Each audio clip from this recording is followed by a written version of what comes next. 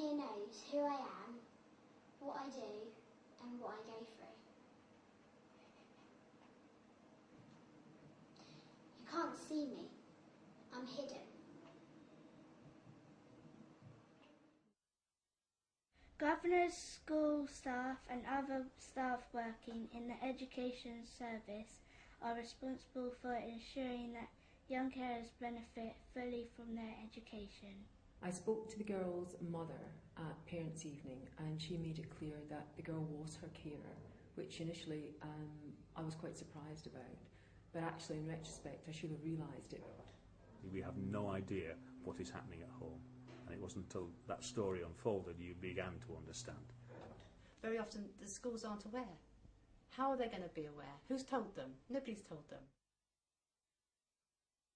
School is stressing because it is hard to help my family and do my homework and revise for exams and have everything on your mind at the same time.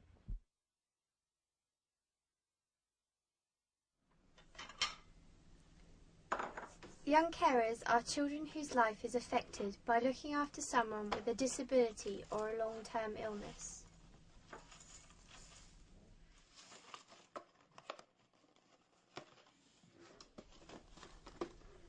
The caring role includes practical and physical assistance, as well as coping with the associated emotional stress and responsibility.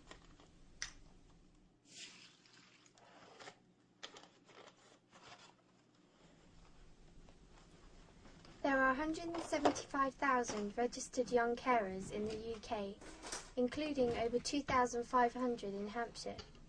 There are also an unknown number of young carers hidden from the official figures.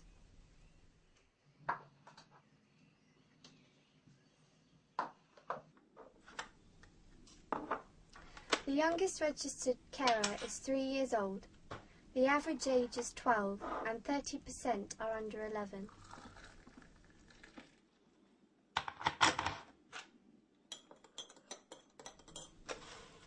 Schools play an important part in a young person's life, and this is especially true for young carers.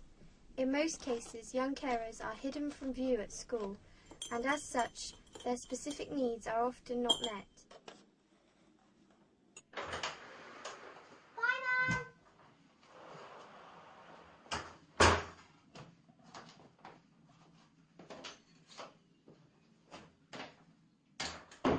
42% of registered young carers have difficulties in school.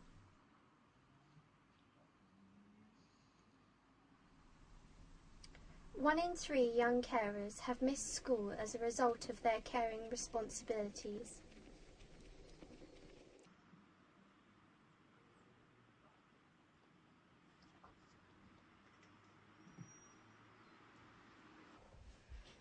Sit down, Louise. I'll speak to you later. I think there needs to be a little bit more understanding with homework and attendance, as you said. I mean, sometimes if hospital appointments come up, it does need the whole family to pull together. Just take that extra bit of time and have a bit more understanding, because it is really hard being a young carer sometimes, and your life just isn't the same. You put your life on hold for your family. I went to a drama workshop and we done a play about a young carer called Jo, and she had loads of chores to do, and she cared for her mum and her older sister, and every day she always went home at lunchtime to look after them, but she didn't come back because she had so many chores to do. She always got told off because of being so late, and she always didn't do her homework because she was so busy. I think that's a likely outcome of caring, isn't it? Where you may occasionally need to do that. My view would be in this school, I would hope in many schools, is that you could reach an accommodation with that. That either for periods of time or for longer periods of time, or even just for chunks of a day. It's okay to come in at 9:10 rather than 20 to 9, for example. I think we would be happy to have that degree of accommodation. I think the initial awareness, that young carers exist, that the project's there to offer help, that it's okay to ask for help, I think that's really key. A lot of young carers are hidden. They haven't asked for help in the school. They don't want to be different to somebody else. And if we can try and encourage them to ask for help, to come to the project, to link up with us, and we can support them, then I think that's very valuable. It's quite good to have someone outside who's there.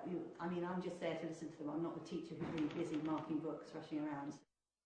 I like to keep it a big, big secret. Homework, please. Lovely. Thank you. Louise, homework, please. I'm sorry, miss, I haven't done it. You haven't done it. No, miss. Again? Sorry, miss. Louise, this is the third time your homework has been late, and I'm getting really fed up with it. I'm sorry, miss, I haven't had... Well, I'm sorry too, but there's just no more excuses. I've had enough. It's a detention for you on Monday.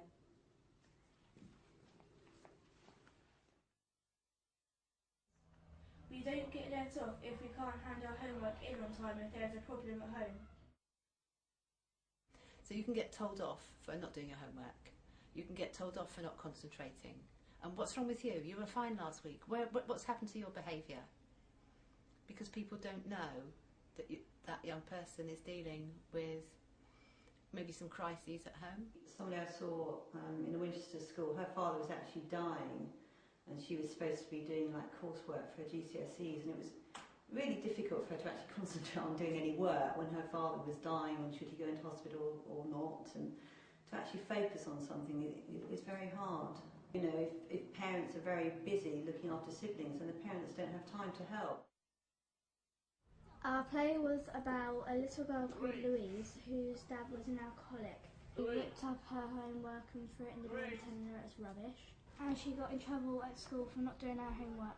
Her head teacher called her in and she told her teacher everything that her dad's been doing. So her head teacher got her involved with young carers and social services. Then afterwards her work was getting better.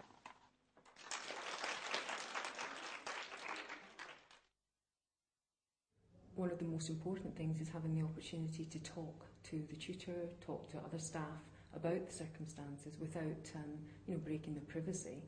And secondly, if subject teachers are aware of it, they can perhaps be a little less pressing with homework and coursework. They can support them, double check whether they need access to a computer at school, encourage them to stay for a bit after school perhaps to do coursework and homework where it's maybe quiet and where they don't then get caught up with any responsibilities that they would do when they went home.